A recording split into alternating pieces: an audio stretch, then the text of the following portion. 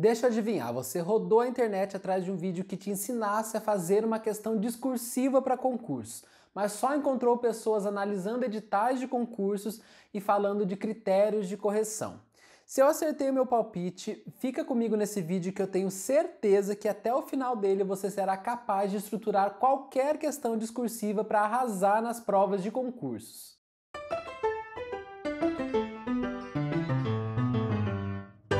Olá, seja bem-vindo. Meu nome é Felipe, eu sou arquiteto e concurseiro e você está no Flashcards Arquitetura. E no vídeo de hoje nós vamos falar sobre as questões discursivas que fazem uma diferença gigantesca na nota final do candidato. E eu sei que não é fácil encontrar material gratuito e de qualidade ensinando a como estruturar uma questão discursiva, né? Por isso, nesse vídeo nós vamos aprender o passo a passo para você conseguir fazer uma nota excepcional na sua prova. E a primeira coisa que nós temos que entender é que as questões discursivas fazem parte de um tipo de texto chamado texto dissertativo. Existem vários tipos de textos dissertativos, mas o que nos interessa hoje é saber dois tipos: o texto dissertativo expositivo e o texto dissertativo argumentativo. As questões discursivas, que são o tema do nosso vídeo de hoje, elas estão classificadas dentro do tipo de texto expositivo. Além delas, nós temos também o estudo de caso. Eu já fiz vídeo aqui no canal sobre estudo de caso, passo a passo, né, ensinando a estruturar o estudo de caso e até fazendo o estudo de caso na prática com vocês. Se vocês ainda não assistiram, eu vou deixar o link na descrição do vídeo, tá? Mas basta saber que, quando se fala em texto expositivo, os dois principais que nos interessam para concurso é o estudo de caso e a questão dissertativa. E o texto argumentativo nada mais é do que a nossa famosa redação, que também é muito cobrada em provas de concurso. E o que nós vamos fazer agora é ver quais são as diferenças entre um texto expositivo e um texto argumentativo, tá legal? E a primeira diferença importante é que no texto expositivo só há tema, enquanto que no texto argumentativo há a defesa de uma tese. Como assim? No texto expositivo, nós não defendemos opinião nenhuma, nós apenas apresentamos fatos, enquanto que no texto argumentativo há a defesa de uma tese, há a defesa de uma opinião, de um ponto de vista, claro que muito bem fundamentado. Vamos agora a esse enunciado que nós estamos vendo aqui, que foi do concurso do CAL do Mato Grosso. Inclusive, eu quero fazer um convite para vocês não perderem o vídeo de sexta-feira, porque hoje nós vamos aprender a estruturar uma questão dissertativa. No vídeo de hoje, como eu prometi lá no início, você vai sair daqui sabendo fazer uma questão dissertativa para arrasar nas provas. Mas no vídeo de sexta-feira nós vamos analisar uma questão dissertativa de um concurso, desse concurso do CAL Mato Grosso, que tirou nota acima de 9, uma das melhores notas da prova. Qualquer nota acima de 8 em uma questão discursiva, em um estudo de caso, você pode considerar que é um notaço, tá ok? E essa pessoa não só tirou essa nota maravilhosa nessa questão discursiva, como ela foi aprovada. Hoje em dia ela é servidora do CAL do Mato Grosso. Então, se você se interessou, não perca o vídeo de sexta, tá? Mas voltando aqui, vamos ver então o que é um tema, o que seria o tema. Aqui é o enunciado de uma questão lá do CAL do Mato Grosso, né? Ele tinha dado vários textos motivadores antes para a pessoa ler e depois veio com um comando, né? Considerando que os textos apresentados têm caráter meramente motivador, redige um texto dissertativo ou descritivo a respeito das atribuições do arquiteto e do urbanista e da respectiva relação com a realidade brasileira com o tema. E daí ele deu o tema, ó. A função social do arquiteto e do urbanista e o papel do Conselho de Arquitetura e Urbanismo. Então é isso, na questão discursiva nós apresentamos apenas fatos, nós não emitimos opinião. Então é muito importante para enriquecer o seu texto que você apresente esses fatos através de legislações, citando legislações, ou, se possível, citando até mesmo autores, né, pessoas renomadas, referências naquele assunto que você está falando. Já na defesa da tese, você pode emitir a sua opinião, é claro, nunca em primeira pessoa, né, mas você emite opiniões também. Agora, eu preciso falar para vocês de um erro que muita gente comete quando vai fazer questão discursiva, sem nunca ter estudado sobre isso, né? Que é achar que você pode simplesmente sair respondendo as questões de qualquer forma. A estrutura é muito importante numa avaliação tanto de um estudo de caso quanto de uma questão discursiva, porque a questão discursiva nada mais é do que um texto, e o texto ele tem que ter alguma estrutura, ela tem que ter introdução, tem que ter o desenvolvimento, e no caso da questão discursiva nós vamos ver que a conclusão é facultativa, tá ok? Mas ele precisa sim ter uma estrutura. Por exemplo, aqui, ó, aqui ele está querendo que você aborde os seguintes tópicos, ó, a função social da propriedade, a preservação ambiental e o crescimento urbano. Então você não poderia simplesmente sair fazendo como muita gente faz e perde muita nota na hora da prova, assim, A, a função social da propriedade é tal, B, a preservação ambiental é tal. Não faça isso, porque isso vai tirar pontos preciosíssimos para você. Não é pouco ponto não, tá? É muito ponto. Inclusive tem bancas que dão 50% da nota para a estrutura do texto e 50% para o conteúdo. Então não é brincadeira, você não pode sair respondendo de qualquer forma. E aqui a gente entra já no segundo, já que nós estamos falando de estrutura, nós vamos falar da segunda diferença entre o texto expositivo e o texto dissertativo. E é a introdução. Como eu já disse, né, o texto dissertativo ele deve sim ter uma introdução, só que tem uma diferença entre a introdução da questão dissertativa e a introdução da redação, né, propriamente dita, aquela redação mais tradicional. Na questão dissertativa, a introdução precisa ser breve, porque o que acontece? Normalmente você vai ter de 20 a 30 linhas para desenvolver a sua questão discursiva. Tem algumas provas que são 60 linhas, mas via de regra você vai ter 30 linhas para desenvolver o seu texto.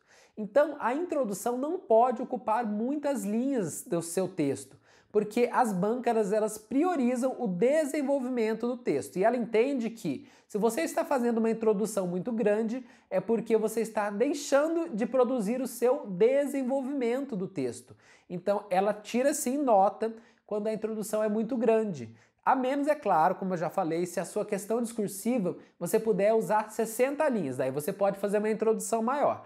Mas se for o modelo tradicional, 30 linhas, você não pode se alongar muito na introdução. No máximo aí umas 4, 5 linhas assim estourando, tá ok? Você precisa ser objetivo. E essa é justamente a diferença para o texto argumentativo, porque lá no texto argumentativo você pode ter uma introdução um pouco maior, tá? Mas na questão discursiva, que é o seu foco, nada de fazer introdução grande, tá ok? Vamos falar agora da terceira diferença, que são os tópicos frasais. O que são tópicos frasais? Os tópicos frasais são aqueles itens que nós vimos agora, ó. A função social da propriedade é um tópico frasal, a preservação ambiental e o crescimento urbano é outro, a assistência técnica de habitação de interesse social é outro e a conduta ética e fiscalização é outro tópico frasal.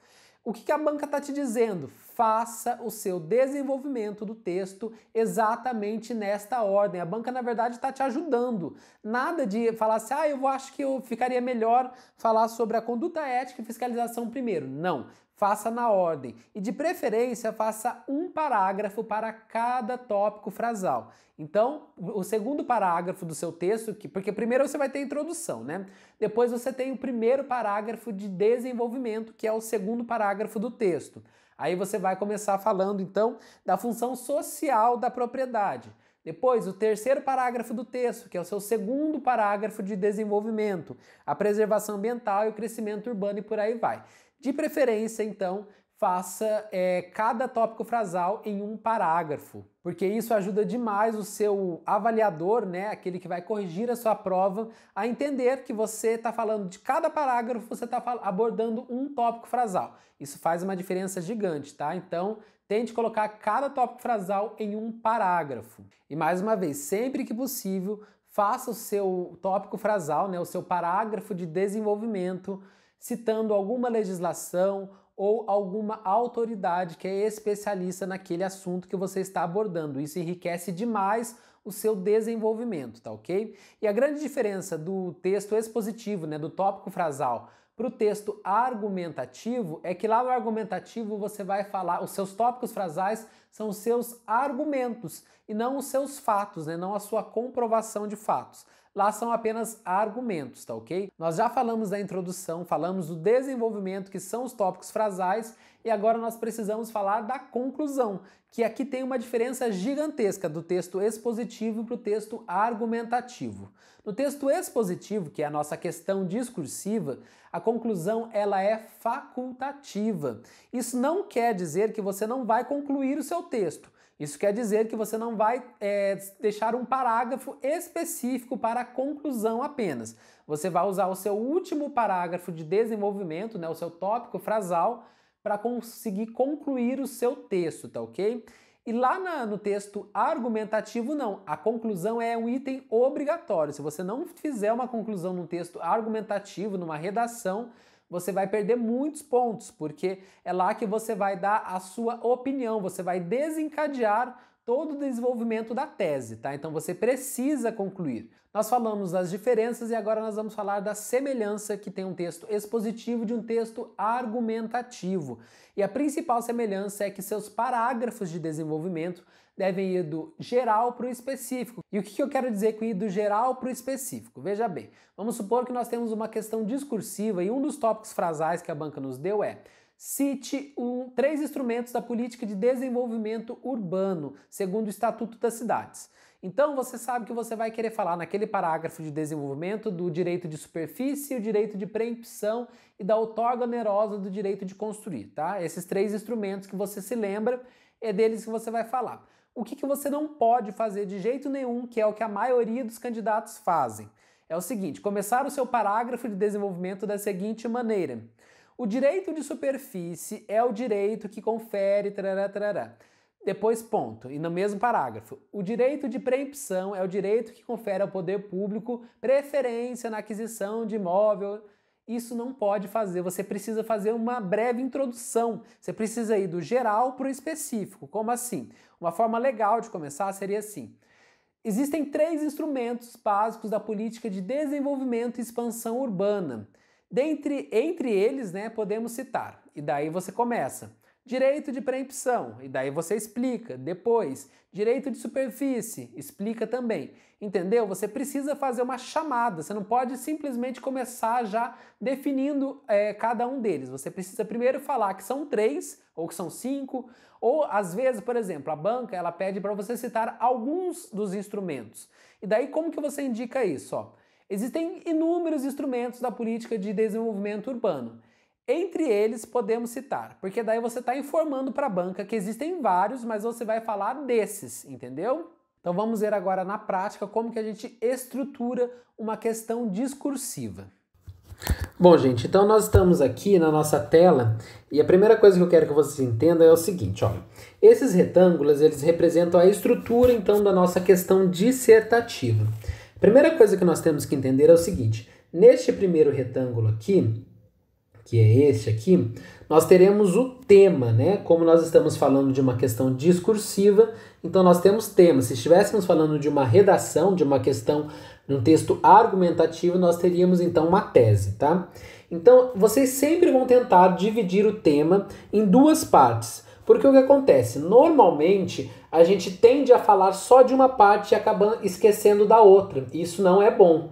Então, vamos fazer assim para a gente conseguir dividir o tema em 2 partes. Por exemplo, naquele texto que nós vimos, o tema era a função social do arquiteto e do urbanista e o papel do Conselho de Arquitetura e Urbanismo. Então, o que acontece? Aqui, né, que vai ser o nosso tema, nesse primeiro retângulo, nós falaríamos então da função social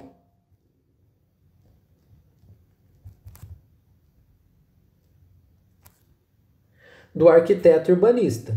Do arquiteto e urbanista. Eu vou abreviar, senão não vai caber, tá?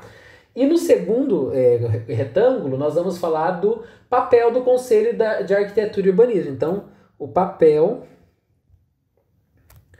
do CAU. Tá ok? Então, nós temos o nosso tema e nós só dividimos ele em 2 partes para a gente não esquecer de falar sobre nenhum dos 2, tá?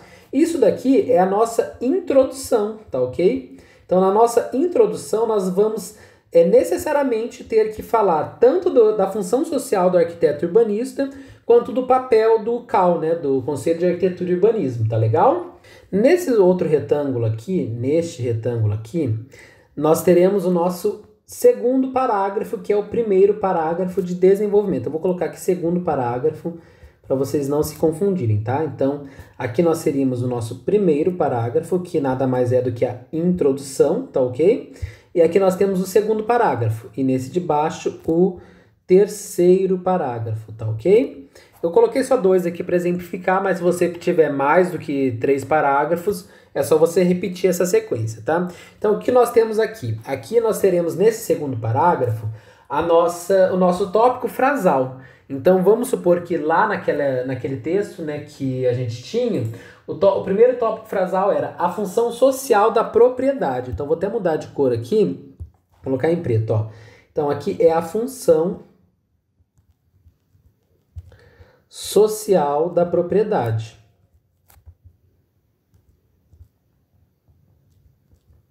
Então, necessariamente, é sobre isso que nós teríamos que falar nesse segundo parágrafo. Então, para que servem esses 3 retângulos aqui, ó? Lembra que eu falei que nós tínhamos que ir do geral para o específico sempre nos nossos parágrafos de desenvolvimento?